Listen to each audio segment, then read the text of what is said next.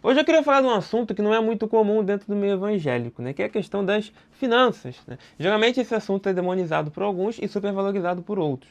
Então eu queria tentar ter uma abordagem aqui bem equilibrada. Tem alguns livros que trabalham isso muito bem, eu não vou citar eles hoje aqui, vou deixar para um outro momento, tá? Eu queria mais falar sobre conceitos gerais, baseados aí principalmente com, às vezes, o que é propagado dentro do meio pentecostal e do meio neopentecostal. Por mais que a minha página não seja só focada no movimento pentecostal e as suas variantes, eu sou pentecostal, então obviamente minha comunicação fica mais direcionada para esse público. Mas todas as denominações aqui são bem-vindas e muitas das coisas que eu vou falar aqui está muito nessa realidade do meio pentecostal. Então entenda uma coisa, você precisa entender que o dinheiro não é necessariamente um problema. O dinheiro não é um problema. O dinheiro é algo que existe desde muito tempo, né? Não na forma como nós o conhecemos hoje, mas essa ideia de nós termos um recurso que que tem um valor e ele ser trocado, né, para que a gente consiga sobreviver, para que a gente faça algumas negociações dentro do meio social que a gente está inserido, ele é algo que já existe desde muito tempo. Você tem dinheiro dentro do texto bíblico, né? Você tem lá, principalmente no Novo Testamento, o denário, que vale uma jornada de trabalho,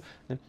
Um pagamento por uma jornada de trabalho. Então você tem o dinheiro ali dentro daquele contexto, tá? Mas a gente tem que entender que o dinheiro não necessariamente é um problema. Você tem aquela vertente, isso acontece muito no movimento pentecostal, no seu início ali, na sua primeira onda, na sua segunda onda, chegando ali até a década de 60 mais ou menos, que você tem uma valorização do sofrimento, né? Você tem uma frase recorrente, né? Eu tô pagando preço, tô sofrendo, e aí você tem aquela valorização de que o cristão tem que sofrer mesmo, tem que sofrer vários problemas e tudo mais, e a gente entende que não é bem isso que assim tá no texto bíblico. É claro que o texto bíblico não diz que a gente vai ser milionário, a gente tem que tomar um certo cuidado com isso, mas também essa ideia de que tem que sofrer sempre, viver ali nas mínimas condições de sobrevivência, não é isso que o texto bíblico fala.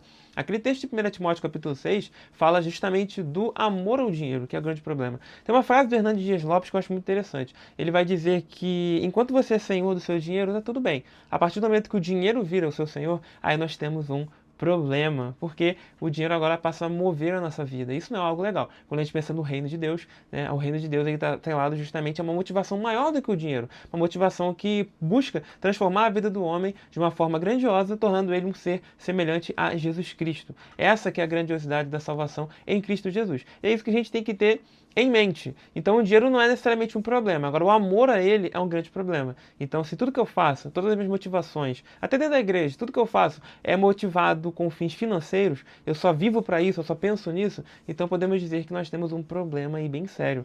E a gente tem que tomar muito cuidado com isso. E aí a gente tem outro extremo também, como eu falei anteriormente. A pessoa que demoniza o dinheiro. Demonizar o dinheiro é como se, não, a gente tem que ser pobre mesmo e tudo mais, o mínimo de sobrevivência é isso aí. E não é bem assim que o texto bíblico fala. Claro que o texto bíblico não diz que todo mundo vai ser rico, né? Tem que tomar um certo cuidado com isso, quando algumas pessoas acabam dizendo por aí, como o movimento neopentecostal.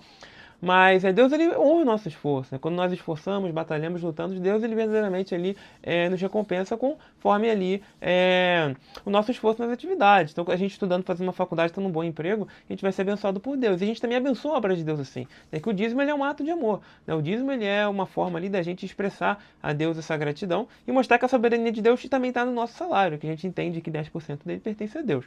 Então é importante a gente ajudar a Deus nesse sentido. Ajudar, entre aspas, né? Ajudar a obra de Deus, né? Que Deus tecnicamente não precisa de ajuda. Mas ajudar a obra de Deus é algo muito importante para a nossa vida como cristãos.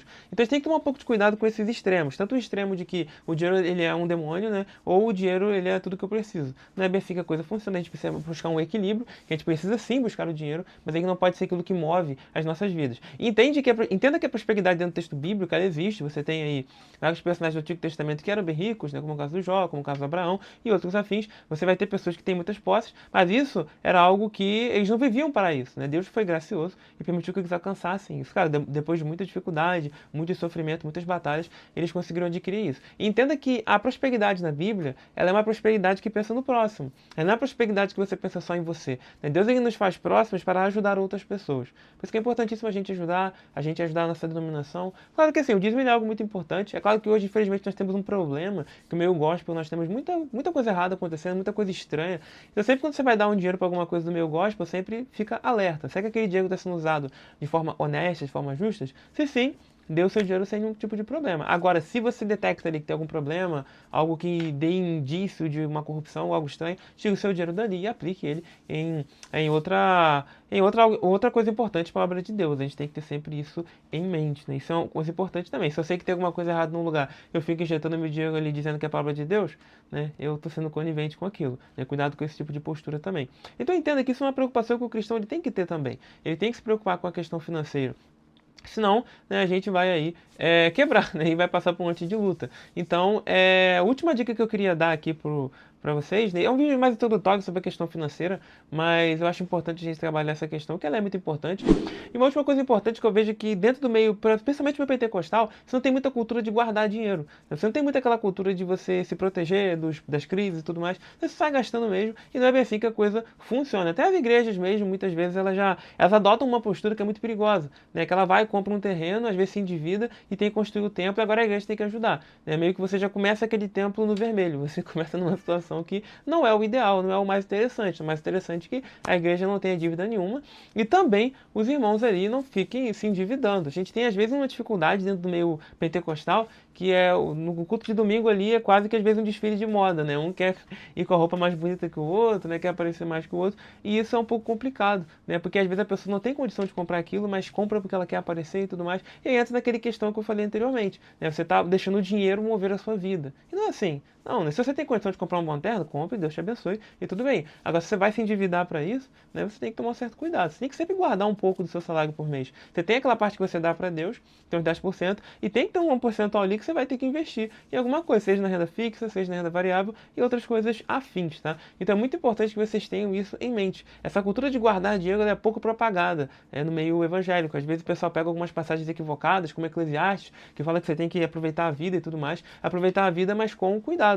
Você não vai aproveitar, se você tem 1.000 hoje, você não vai gastar 1.000. Você gasta 700, você gasta 800 e guarda o restante. Claro que estamos pensando também nos 10% que você vai dar para Deus, né? Mas o que sobrar você tem que guardar também, você tem que se proteger, você tem que ter uma reserva de emergência, que tem que cobrir mais ou menos 6 a 12 meses de seus gastos mensais. Pode ser que você passe por um momento de crise financeira, que alguém seja demitido, alguma coisa assim aconteça, e você tem que se proteger para isso. E aí, às vezes, a gente passa por luta assim, e fala que é o diabo, né? Mas não necessariamente é o diabo, né? O crente ele só vive gastando. O cara tem 1.000 e gasta ali 999, né? Guarda só R$ 1 ali por mês. E aí, quando vem a luta, fala, não tenho dinheiro, né? Mas você não gastou nada, então um pouco de prudência também. O cristão ele é prudente, ele tem que ser vigilante, ele não pode ser impulsivo. Então essas são coisas importantes que muitas vezes a gente não fala muito dentro do meio evangélico. Eu queria trazer algumas reflexões assim. Se vocês gostaram desse conteúdo, desse tipo de abordagem financeira, curte aqui o vídeo, se inscreve aqui no nosso canal que eu faço mais vídeos assim, posso até fazer mais vídeos ensinando aqui como é que vocês podem guardar o dinheiro de forma mais eficiente. Eu acho que é uma forma bem interessante de vocês se protegerem de alguns problemas. A gente sabe que o cenário econômico do país hoje não é legal, né? É um cenário bastante complicado, então a gente tem que se proteger como cristão. Já não vai sair gastando dinheiro adoidado e depois deu errado vai falar que é o diabo, né? Não é o diabo. Fomos nós que fomos irresponsáveis e não cuidamos do dinheiro que Deus graciosamente nos deu condição de adquirir. Espero que você tenha gostado desse vídeo, meu querido. Muito obrigado por ter ficado até aqui. Se gosta desse conteúdo, você está na Bíblia do Moisés, se inscreve aqui, curte esse vídeo e acompanhe aqui as nossas publicações. Obrigado pela atenção e até a próxima.